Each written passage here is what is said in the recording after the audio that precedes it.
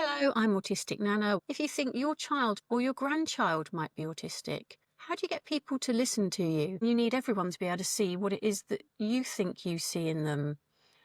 When my son was young, I thought he was deaf. He was about 3. I'd call him to tell him that his dinner was ready or something.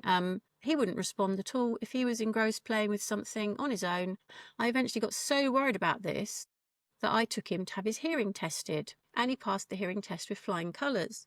Okay, that's great. He can hear. Brilliant. But it doesn't explain why he never hears me when I'm talking to him. So looking back now, there should have been a follow-up to that. Okay, your son doesn't respond when you speak to him. We've tested his hearing. It's fine. So what else is going on? But no follow-up, nothing else happened. Later on, when he was about 4, he couldn't form words properly. He had his own little language, which I was the only one that could understand. So again, I thought, okay, this isn't how my other child developed. There is something different going on here. He needs help. Took him back to the doctors, told the doctor about his speaking problems. So he was sent for speech therapy. He had speech therapy for about a year.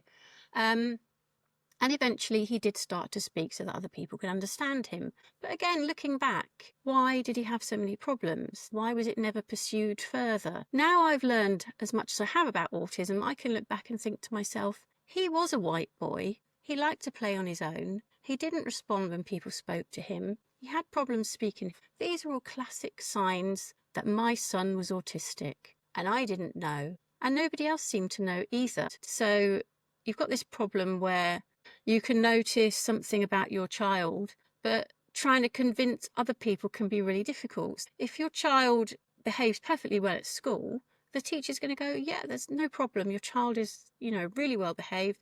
Whereas you could be seeing your child when they come home from school, the child that's been struggling to mask and behave all day at school where they can't be themselves, and they come home and you see the result of that, which can be hard to watch. If you're seeing behaviour at home and you know that it could be autism or ADHD and the school don't believe you, you need to go further. You need to see your GP, you need to give evidence, you need to learn as much as you can about it so that you're fully armed to stick up for your child and provide all the evidence that you can to convince these people in a position of authority that your child or grandchild needs the extra help.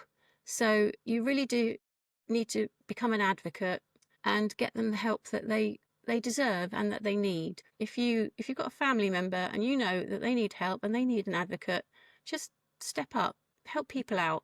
We do need help and we deserve it. Thanks for listening.